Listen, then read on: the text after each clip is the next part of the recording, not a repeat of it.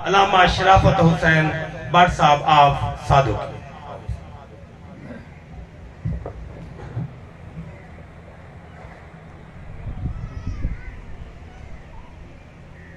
عبادت میں اضافہ فرما لیں. صلوات سارے صحبان بلند آواز سے تلاوت فرما لیں.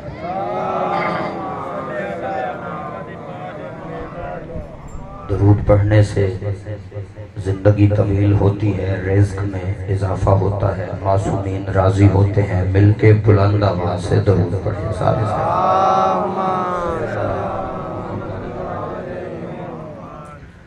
اعوذ باللہ من الشیطان الرجیم. بسم اللہ الرحمن الرحیم. الحمدللہ رب العالمین والصلاة والسلام علی سید الانبیاء والمرسلین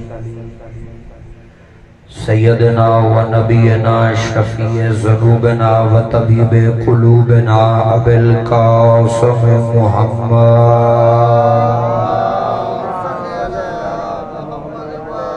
ولعنت اللہ علی اعدائہم اجمعین الی یوم الدین. بے شمار. اما بعد فقد قال اللہ تبارک و تعالی فی کتابہ المجید و خطابہ الحمید و هو اصدق الصادقین. بسم اللہ الرحمن الرحیم. هو الذی ارسل رسولہ بالہدی ودین الحق لیظہرہ علی الدین کلہ ولو کرہ المشرکون. صلوات بر محمد و آل محمد. نہیں ایسے نہیں جیسے آل محمد لائق کے درود ہیں ویسے مل کے بلند آواز سے درود. دعا ہے کہ رب کونین شہزادی کونین کے صدقے میں آپ سب کو اس بہترین عبادت کا بہترین اجر عطا فرمائے. جو دعائیں ہم اپنے ذہنوں میں لے کر بیٹھے ہوئے ہیں میرا اللہ انہیں شرف قبولیت عطا فرمائے. بانیان کی یہ صف عذاب بچھائی میرا اللہ اپنی بارگاہ میں قبول بھی فرمائے اور منظور بھی فرمائے. آپ جتنے مومنین و مومنات جتنے قدم چل کے لباس رسول کی صف پہ تشریف لائے ہیں میرا مالک آپ سب کو قدم قدم پہ ثواب عظیم نصیب فرمائے. آپ تھوڑے نہیں بہت زیادہ ہیں. سارے آمین کہنا. بہت بڑی دعا کرنے لگا ہوں کیونکہ دعا محتاج ہوتی ہے بابا جی آمین کہنے. ممکن ہے میری دعا قبول نہ ہو آپ کی آمین قبول ہو جائے.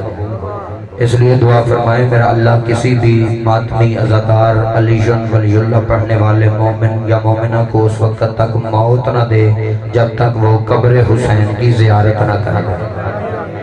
لاکھوں دعاؤں کی ایک دعا جو ہر مومن پر فرض ہے. ہر مومن کو ہر وقت اٹھتے بیٹھتے سوتے جاگتے مانگنی چاہیے کہ میرا مالک جتنی جلدی ہو سکے ہمارے زمانے کے امام کے ظہور میں تعجیل فرمائے. مل کے ایک صلوات ایسی پڑھ دیں کہ یہ دعائیں قبولیت کی منزل تک پہنچ جائیں. اللہم صلی اللہ. اجازت سرکار میں مجلس پاک کی تلاوت فرمائے. کوئی زیادہ لمبی چوڑی زحمت نہیں. پہلا جملہ میں نے پڑھ کے یہ چیک کرنا ہے کہ آپ کا اور میرا ساتھ کتنی دیر کا ہو کیونکہ مجمع پہ بوجھ بننا میں نے سیکھا ہی نہیں. آپ کی دعاؤں سے ذاکر بنا ہونا اور ترس حسین بادشاہ کی ماں کا ہے. یہ ترس نہیں تو اور کیا ہے بابا جی. بندہ باٹ ہو کے شیعہ نہیں ہوتا. مولوی بن جانا تو بڑے دور کی بات. یہ قریبی ہے حسین بادشاہ کی ماں کی. ان کا ترس لفظ میں نے ضائع نہیں کرنے نہ آپ کا وقت ضائع کرنا. جہاں مجھے یہ محسوس ہوا کہ آپ تھک چکے ہیں وہیں میں نے آپ کو سلام کر کے دعا لے لینی ہے. انتہائی معزز چہرے آپ موجود ہیں اور میرا ذاتی ایمان ہے آپ میں کہے لفظ ضائع ہو ہی نہیں سکتے کیونکہ بابا جی ہم وہ قوم ہے جو مرنے کے بعد بھی عربی میں تلقین سمجھ لیتے ہیں. یا مالک ان ہاتھوں پر رحمت نازل فرمائے جو ذکر میں بلند ہوتے ہیں. اسد بھائی ہم تو مرنے کے بعد بھی عربی سمجھتے ہیں تو پھر اردو میں علی بادشاہ کے فضائل کیوں نہیں سمجھے. پہلا جملہ کہنے لگا ہوں انشاءاللہ آپ میرا ساتھ دیں گے.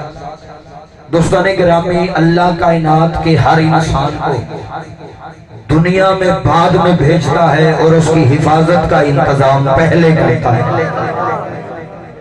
ऐसा है या नहीं? डबल आवाज कम कर दे, आवाज थोड़ी ज्यादा रहे बस। मुतवज्जे हैं आप सारे भाई, बस ठीक है। अल्लाह कायनात में हर इंसान को दुनिया में बाद में भेजता और उसकी हिफाजत का इंतजाम पहले करता है। यही वजह है कि उसने आदम को पहले भेजा, काबील को बाद में बनाया, क्योंकि पहला गुमराह है काबील और पहला हादी है आदम। मेरी तरफ मुतवज्जे रहे, ये पढ़ने वाले भाई तशरीफ ला रहे हैं, वो इंशाल्लाह आते ही रहे, आपने मेरी तरफ मुतवज्जे रहे। अल्लाह इंसान को दुनिया में बाद में भेजता है और उसकी हिदायत का इंतजाम पहले करता है। मैंने मजलिस पढ़नी नहीं, आपके ज़हनों पे नक्श करनी है। तवज्जो आपने फरमाई तो इंशाल्लाह आपके ज़हनों पे मजलिस लिख के जाऊंगा। मुझे अपने इल्म पे नाज नहीं, हुसैन बादशाह की माँ की जो अता है उस पे नाज है। अल्लाह इंसान को कमर भाई बाद में भेजता है, उसकी हिफाजत का इंतजाम पहले करता है। इसीलिए उसने आदम को पहले भेजा, काबील को बाद में बनाया, क्योंकि पहला गुमराह है काबील और पहला हादी है आदम। लेकिन शिया सुन्नी भाइयों, कुरान कहता है जब हजरत आदम जैसा हादी पढ़ाने के लिए जमीन पर आया तो शाजी क्लास बड़ी मुख्तसर थी। जो बंदे चुप हो उन्हें मजीद समझा देता हूं, आबादी तो थी नहीं, अभी दुनिया का आगाज था।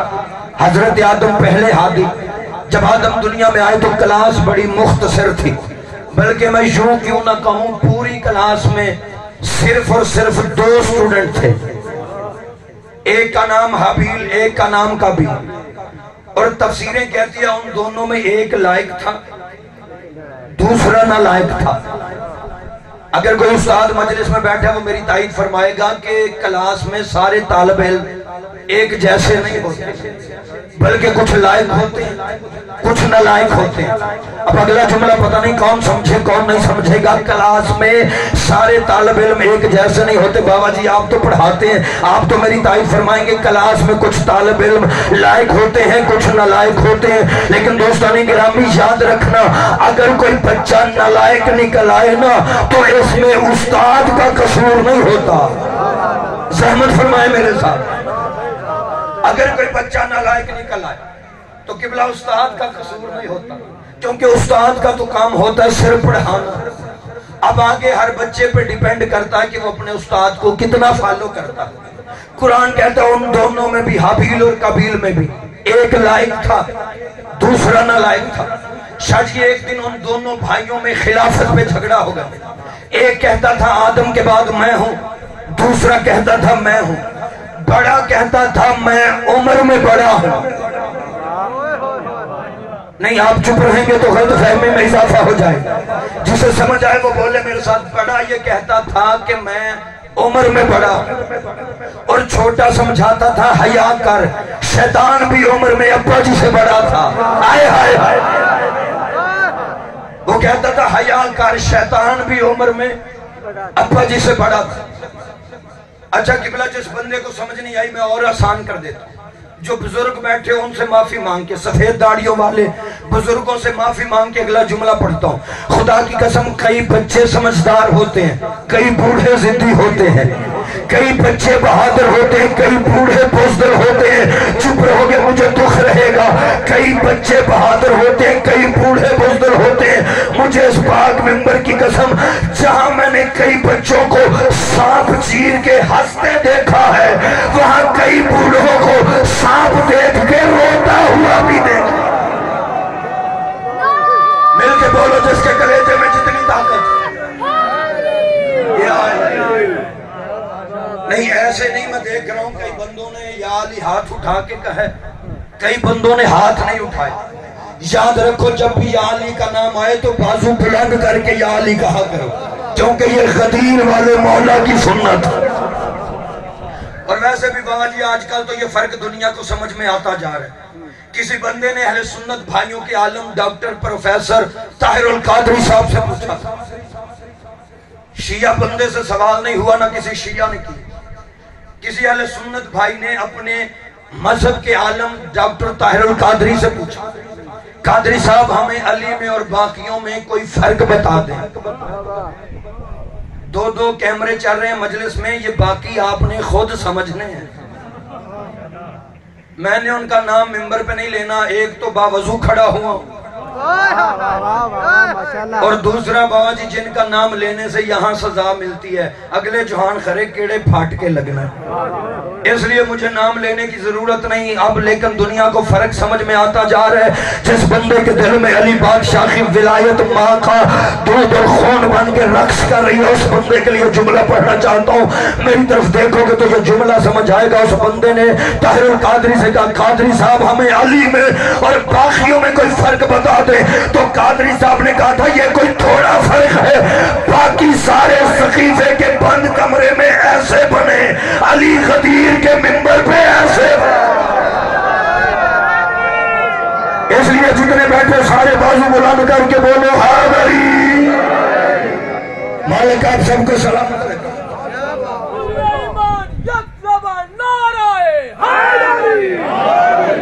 اردو زبان کا محاورہ کہ بزرگی ہمیشہ عقل سے آتی ہے، عمر سے نہیں آتی. نہیں زحمت فرمائیں گے جو بزرگ بیٹھے لو. یہاں سے میری تقریر کا آغاز ہو رہا ہے. اب قبلہ میں رکوں گا نہیں، پڑھتا جاؤں گا. جو اپنے مقدر کی طرح جاگ رہا ہے وہ میرے ساتھ سفر ضرور کرے گا. بزرگی ہمیشہ، یہ بات ذہن میں رکھنا، اردو لینگویج کا محاورہ، بزرگی ہمیشہ عقل سے ہوتی ہے، عمر سے نہیں ہوتی. اب قرآن کہتا ہے قابیل میں اگر ذرا سی بھی عقل ہوتی، کیونکہ پہلا گمراہ ہے قابیل. اگر شیعہ سنی بھائیوں قابیل میں تھوڑی سی بھی عقل ہوتی تو وہ حابیل سے بحث نہ کرتا. لیکن قرآن کی تفسیریں کہتی ہیں قابیل نے اپنی گمراہی کے باوجود حابیل سے اتنی بحث کی کہ دونوں میں جھگڑا ہو گیا. اور شیعہ سنی بھائیوں جھگڑا بھی اتنا شدید ہوا کہ ایک نے دوسرے کو قتل کر دیا، ایک نے دوسرے کو.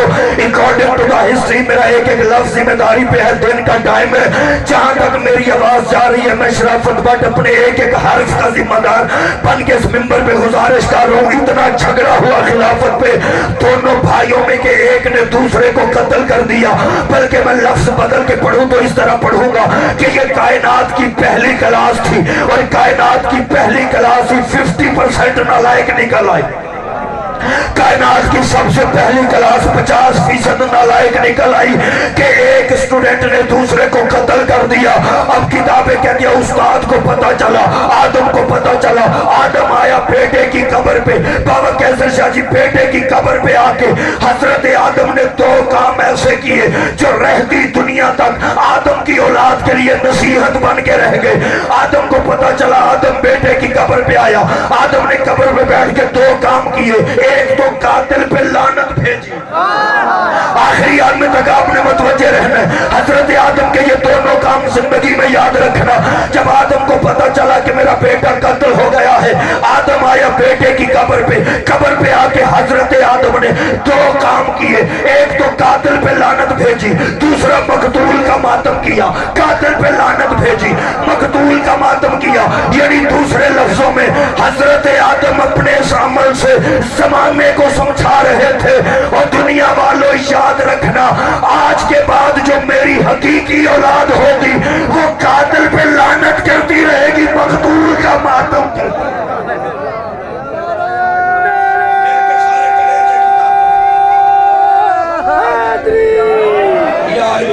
پریشان تو نہیں ہو گیا؟ جو میری حقیقی اولاد ہوگی وہ قاتل پہ لعنت کرے گی. آپ جی سلامت رہے، مقتول کا ماتم کرے گی. لہذا سامعین گرامی قدر، کائنات کا پہلا ہادی زمانے کو یہ سبق دے کے واپس چلا گیا. اس کا جانا تھا یا اللہ نے ایک اور ہادی بھیج دیا جو 950 سال تک تبلیغ کرتا رہا. نہیں آپ چپ کر گئے ہیں، 950 سال تھوڑے نہیں ہوتے. 950 سال حضرت نوح نے تبلیغ کی. جاؤ علماء سے پوچھو اس نبی کا نام نوح نہیں تھا. اہل علم بندوں سے میری گفتگو ہے. بابا جی اس نبی کا نام تھا عبد الغفار. نام نوح کیسے پڑھا؟ یاد رکھنا، نوح کہتے ہیں نوحے پڑھنے والے کو. قرآن کہتا ہے جب بھی حضرت نو 950 سال تبلیغ کے لیے نکلتے تو کافر نبی کو پتھر مارتے، اور اتنے پتھر مارتے کہ ان کے ظلم کے خلاف اللہ کا نبی نو نوحے پڑھتا، اور اتنے نوحے پڑھتا کہ اللہ نے نام ہی نو رکھ دیا۔ لیکن قبلہ اب نتیجہ سننا، حضرت نو جب بھی گھر سے تبلیغ کے لیے نکلتے کافر پتھر مارتے، نبی تبلیغ کرتا کافر پتھر مارتے، اور نبی ان کے ظلم کے خلاف نوحے پڑھتا۔ اب میرا جملہ یاد رکھنا، کافر پتھر مارتے نبی نوحے پڑھتا، کافر پتھر مارتے نبی نوحے پڑھتا، کافر پتھر مارتے نبی نوحے پڑھتا۔ اس کا مطلب ہے پتھر مارنا کافروں کی سنت ہے، نوحے پڑھنا نبیوں کی سنت ہے۔ بہت شکریہ سرکار، آپ جی سلامت رہے، مالک زندگی کا خاصا۔ کافر اتنے پتھر مارتے حضرت نوح کو کہ اللہ کا نبی پتھروں کے ڈھیر کے نیچے دب جاتا۔ اور خدا کی قسم اگلا جملہ میرے ملک میں ان حالات میں سب سے مشکل ہے منبر پہ عقیدہ پڑھنا۔ جو عقیدے والے بیٹھے ہوئے ان کے لیے جملہ کہنے لگا، شاہ جی اتنے کافر پتھر مارتے کہ اللہ کا نبی پتھروں کے ڈھیر کے نیچے دب جاتا۔ اب کتابیں کہتی ہیں جب اللہ کا نبی نو زخمی ہو کے پتھروں کے نیچے دب جاتا تو کافر یہ سوچ کے واپس چلے جاتے کہ یہ نبی مر گیا ہے۔ کافروں کی یہ پرانی عادت ہے، نبی مٹی کے ڈھیلوں کے نیچے چلا جائے یہ سمجھتے ہیں مر گیا ہے۔ سارے نہ ہی سمجھو تو ٹھیک، ہر بات ہر بندے کے لیے ہو ہی نہیں سکتی۔ کافروں کی پرانی عادت ہے نبی مٹی کے نیچے چلا جائے یہ سمجھتے ہیں مر گیا۔ اب اگلی بات قبلہ مشکل ضرور ہے لیکن وہ بھی کروں گا ضرور۔ کتابیں کہتی ہیں جیسے ہی کافر نبیوں کے حضرت نوح علیہ السلام کو، نبیوں کے نبی کے نوکر حضرت نوح کو پتھروں کے ڈھیر کے نیچے دبا ہوا چھوڑ کے کافر واپس جاتے۔ اب جس نے نتیجہ سننا وہ دیکھے گا میری طرف، کیمروں کی موجودگی میں حوالہ دے کے جا رہا ہوں، جب تک میرے جسم میں آخری سانس باقی ہے میں اپنی بات کا ضامن۔ کتاب کا نام نوٹ کرو، ثمرات الحیات، اس میں یہ الفاظ موجود ہیں جو میں اب پڑھنے لگا ہوں۔ بابا جی کے پاس میرا نمبر موجود ہے، اگر کسی بندے کو حوالہ چاہیے وہ سادوں کی میرے گھر آ جائے، میں ویزا لے کے یہاں پہ آیا نہیں، وہ میرے گھر آئے، حوالہ بھی دکھاؤں گا، خدمت بھی کروں گا۔ کتاب کا نام ثمرات الحیات، اس میں یہ واقعات موجود ہے کہ جب یہ کافر نبیوں کے نوکر، نبیوں کے نبی کے نوکر حضرت نوح علیہ السلام کو، کیونکہ یہ نوح ہمارے نبی کا نوکر نبی ہے، حضرت نوح کو اس وقت تک نبوت نہیں ملی جب تک اس نے ہمارے نبی کی نبوت کا اقرار نہیں کر لیا۔ لیکن قرآن کہتا ہے جب بھی، قرآن کی تفسیریں بھی یہ کہتی ہیں کہ جب کافر حضرت نوح کو پتھروں کے ڈھیر کے نیچے دبا ہوا چھوڑ کے گھر جاتے، آخری آدمی تک متوجہ، ادھر کافر نبی کو پتھروں کے نیچے دبا ہوا چھوڑ کے گھر جاتے تو اللہ آسمان سے فرشتے نازل کرتا، وہ فرشتے زمین پر آتے، زمین پر آ کے اپنے کافوری پروں سے حضرت نوح کے بدن سے پتھر ہٹاتے۔ جب نبی نوح کے جسم سے پتھر ہٹ جاتے تو اللہ کا نبی نوح زخمی ہو کے کھڑا ہوتا۔ جب نبی زخمی ہو کے کھڑا ہوتا، اب تفسیریں کہتی ہے فرشتے اپنے کافوری پر حضرت نوح کے زخموں پہ لگاتے، جہاں فرشتے کا پر لگتا وہیں سے نوح کا زخم ٹھیک ہو جاتا، جہاں فرشتے کا پر لگتا۔ چپ رہو گے مجھے دکھ رہے گا اگلی مجلس تک۔ ثمرات الحیات والا لکھتا ہے حضرت نوح زخمی ہو کے کھڑے ہوتے، جہاں فرشتے کا پر لگتا حضرت نوح کے زخم ٹھیک ہو جاتے، اللہ کا نبی نوح ٹھیک ہو کے گھر چلا جاتا۔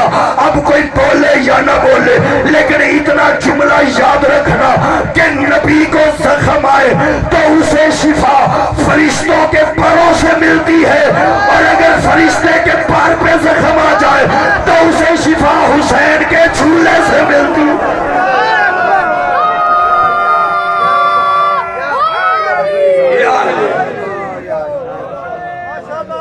آپ جی سلامت رہے، سارے مل کے عبادت فرمائیں۔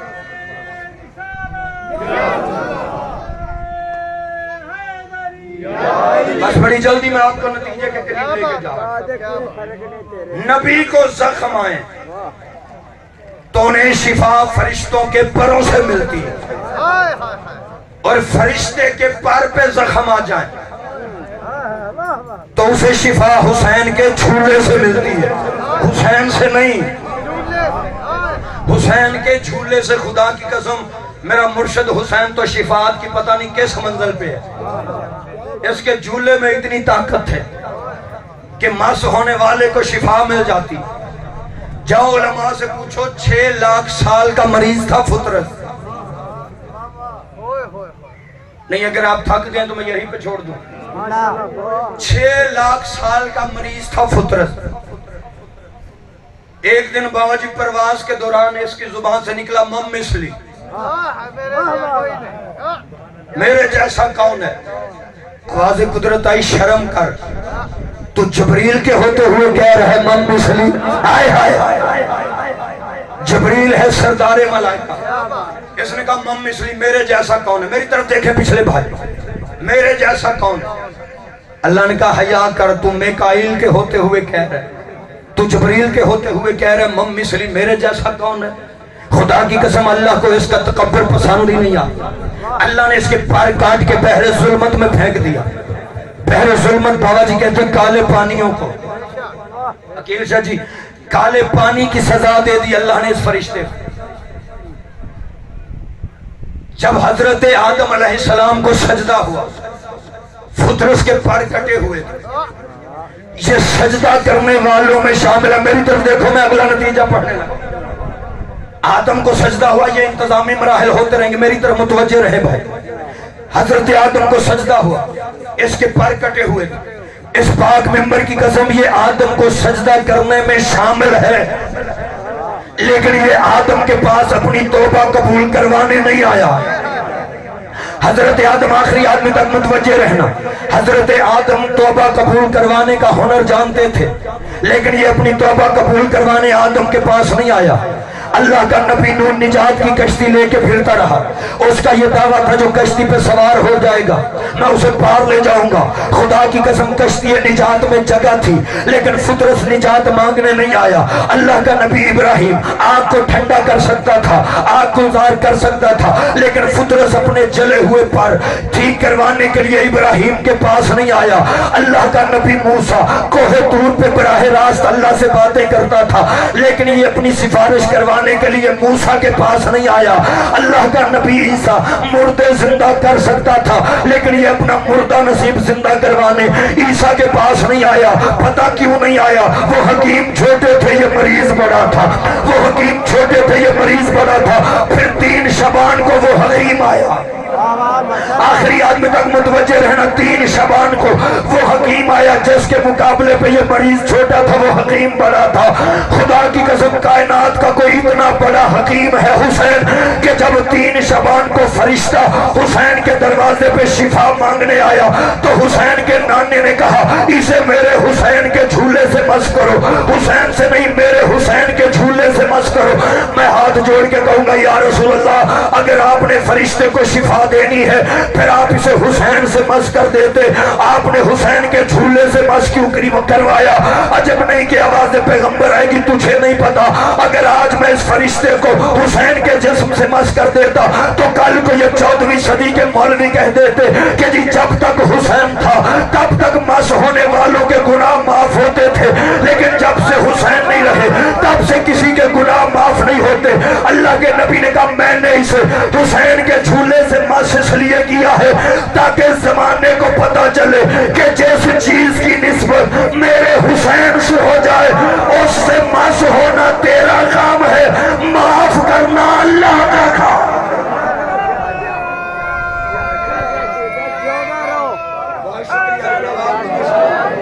لبیک یا حسین، لبیک یا حسین، لبیک یا حسین، لبیک یا حسین، لبیک یا حسین، نعرہ حیدری.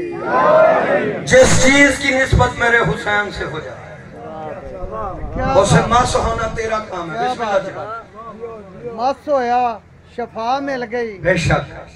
اس تو بعد بھی انہیں کیا ہے میرے جیا کوئی نہیں. بے شک. پھر اس کے پاس دلیل تھی. ہائے ہائے ہائے. نعرہ حیدری.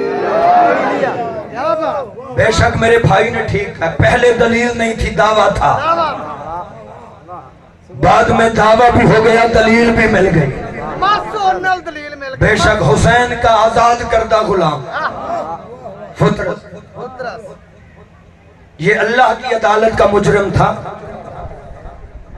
شہید علامہ ناصر عباس کہا کرتے تھے اس کو شفا دے کہ حسین نے دنیا کو بتا دیا فرش کا بادشاہ بھی حسین ہے، عرش والوں کی شفاعت کرنے والا بھی حسین ہے۔ لیکن یہ بات یاد رکھنا، نبی کو زخم آئے تو شفا فرشتے کے پر سے ملے، اور جب فرشتے کے پر پہ زخم آیا تو حسین کے جھولے سے ملے۔ لیکن جہاں تک حضرت نوح علیہ السلام کی بات ہے تو میں بات کو مکمل کرتا چلوں۔ 950 سال حضرت نوح تبلیغ کرتے رہے۔ قبلہ ایک دن تبلیغ کر کر کے حضرت نوح تھک گئے، آسمان کو دیکھ کے فرماتے مالک بس اب اور تبلیغ نہیں ہوتی، اب اور پتھر نہیں کھائے جاتے، مالک اب ان پر عذاب بھیج دے۔ یہ قرآن کی تفسیر کے لفظ نہ ہو تو میں آپ کا مجرم بن جاؤں گا، لیکن جو بندے تھک کے سو رہے ہو اس کا عذاب میں نہیں اگلا جملہ پڑھنے لگا۔ مولا آپ سب کی زندگی دراز فرمائے۔ حضرت نوح نے بددعا کر دی 950 سال کے بعد کہ مالک آپ ان پر عذاب بھیج دے، شیعہ ہو شیعہ رہو، سنی ہو سنی رہو۔ لیکن تفسیریں پڑھ کے دیکھو، خدا کی قسم ہر نبی پہ ایک وقت ایسا آیا کہ جب اس نے اپنی امت کے لیے بددعا کی، ہر نبی نے بددعا کی ہے سوائے میرے نبی کے۔ پتہ نہیں کون بندہ بول کے تائید کرے گا، کون چپ رہے گا۔ اگر میرا نبی بھی اپنی امت کے لیے بددعا کر دیتا تو آج ہر دشمن علی کتے کی شکل میں ہوتا۔ جس کا ایمان ہے وہ بولے گا میرے ساتھ۔ ہر نبی نے بددعا کی ہے سوائے میرے نبی کے۔ حضرت نوح نے کہا مالک 950 سال ہو گئے انہیں سمجھاتے ہوئے، جو آج تک میری بات نہیں مانے دوبارہ یہ مسلمان یہ کبھی ہوں گے ہی نہیں مسلمان، لہذا ان پہ عذاب بھیج دے۔ حضرت نوح نے عذاب مانگا، جبریل جنت سے کھجوریں لے کے آ گئے۔ آپ کی جب کی قسم حضرت نوح کی نظر پڑی، دیکھ کے حضرت نوح فرماتے ہیں جبریل میں نے مانگا عذاب تھا تو کھجوریں لے کے آ گئے۔ جبریل نے دیکھ کہا نوح اللہ کہہ رہا ہے حوصلہ کر، جلدی نہ کر، ہائے ہائے ہائے جلدی نہ کر، حوصلہ کر۔ اللہ کہہ رہا ہے یہ کھجوریں کھا، گٹلیاں زمین میں دفن کر۔ جب تو یہ گٹلیاں کھا کے دفن کرے گا تو ان گٹلیوں سے پودے نکلیں گے، پھر وہ پودے بڑے ہوں گے، پھر اور بڑے ہوں گے، پھر واہ سارے بڑے ہوں گے۔ جبریل نے کہا نوح اللہ کہہ رہے جب یہ پودے بڑے ہو جائیں گے تو درخت بنیں گے، جب یہ درخت بن جائیں گے پھر انہیں کاٹ کے ان درختوں کی لکڑیاں بنانا، پھر ان لکڑیوں سے پھٹے بنانا، پھر ان پھٹوں سے کشتی بنانا۔ جب تیری کشتی بن جائے گی تو میرا عذاب بھی آ جائے گا، جب تیری کشتی بن جائے گی تو میرا عذاب بھی آ جائے گا۔ اب آخری آدمی تک آپ متوجہ، جتنے پنچایتی چہرے ہو آپ میری تائید فرمائیں گے، بزرگ ذہن میری تائید فرمائیں گے، کھجور وہ واحد درخت ہے جو شاجی بڑی دیر سے بڑا ہوتا ہے۔ کھجور وہ واحد درخت ہے جو بڑی دیر سے جوان ہوتا ہے۔ اللہ نے کہا یہ کھجوریں کھا، گٹلیاں دفن کر، پودے نکلیں گے، جب بڑے ہوں گے درخت بنیں گے، کاٹ کے لکڑیاں بنانا، پھٹے بنانا، پھر ان پھٹوں سے کشتی بنانا۔ جب کشتی بنے گی تو میرا عذاب بھی آ جائے گا۔ اب تفسیریں کہتی ہے حضرت نوح کو تھی جلدی، حضرت نوح نے آسمان کو دیکھ کے کہا مالک کب میں کھجوریں کھاؤں گا، کب گٹلیاں دفن کروں گا، کب درخت بنیں گے، کب پھٹے بناؤں گا، کب کشتی بنے گی، کب تیرا عذاب آئے گا۔ مالک یہ جو جنگل میں اتنے درخت کھڑے ہیں اگر تو حکم کرے تو میں ان درختوں کو کاٹ کے ان کی لکڑیاں بنا کے ان کے پھٹے بنا کے کشتی نہ بناؤں۔ اللہ نے کہا نہیں نوح کیا تو جانتا نہیں یہ بننی ہے نجات کی کشتی، اور نجات کی کشتی کو جنگل کے درختوں کے پھٹے نہیں لگ سکتے، کیونکہ جنگل کے درختوں کے حسب نسب کا پتہ نہیں ہوتا، جنگل کے درختوں کے حسب نسب کا پتہ نہیں ہوتا، پتہ نہیں کس نے گٹلی کھائی ہوگی، کس کافر نے دفن کی ہوگی، کس نے پانی دیا ہوگا، کیسے جوان ہوا ہوگا، زمین اپنی تھی یا غاصب کی تھی۔ اللہ نے کہا نہیں جنگل کے درختوں کے حسب نسب کا پتہ نہیں ہوتا۔ دوسرا یہ کشتی بننی ہے، میری طرف دیکھیں، دوسرا یہ کشتی بننی ہے نجات کی، اور نجات کی کشتی میں مرضی کے پھٹے نہیں لگتے، نجات کی کشتی میں مرضی کے پھٹے نہیں لگتے، نجات کی کشتی میں مرضی کے پھٹے نہیں لگتے۔ اب رکھ مولوی کے سر پہ قرآن، اس سے پوچھ تو صحیح، اور جب نوح کی کشتی میں مرضی کے پھٹے نہیں لگتے پھر محمد کی اہل بیت میں مرضی کے بندے شامل کیسے کر لیتے؟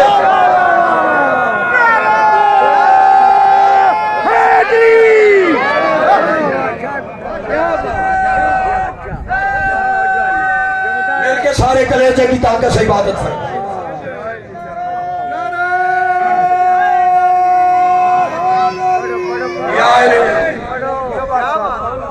انشاءاللہ جب تک آپ کہیں گے میں پڑھتا رہوں. اس زبان کی جرات ہی نہیں یہ آل محمد کے ذکر میں چپ کر جائے. اور زبان پہ میں لعنت کرتا ہوں جو بازار میں بولے اور ذکر حسین میں نہ بولے. خدا کی قسم نہ میں خود تھکا ہوا ہوں نہ میرا عقیدہ تھکا ہوا. جب نوح کی کشتی میں مرضی کے پھٹے نہیں لگتے. بات میری یاد ہے نا. میں نے یہ آپ سے اس لیے پوچھا ہے کہ وہ ایک مولوی صاحب تھے تو اپنے مجمع کو جہنم کے عذاب سے ڈرا رہے تھے. جہنم میں یہ ہوگا جہنم میں یہ ہوگا. قمر بھائی وہ جہنم کا عذاب پڑھ رہے تھے. مجمع بالکل میرے مجمع کی طرح چپ تھا.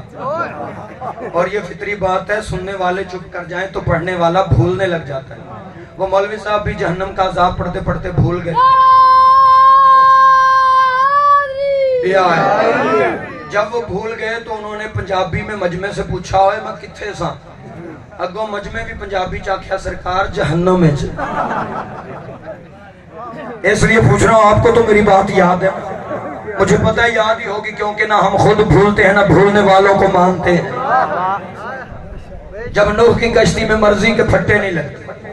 اب جس بندے کا عقیدہ ہو وہ میرے ساتھ سفر کرے. اللہ نے کہا نوح کشتی بنا. باوضو ممبر پہ کھڑا ہوں گھڑے میں منہ ڈال کے بات نہیں کر رہا. اتنے بڑے مجمع میں کھڑا ہو کے آپ سے تقریر کر رہا ہوں. خدا کی قسم بندوں میں کھڑا ہو کے بات کرنی آسان نہیں ہوتی.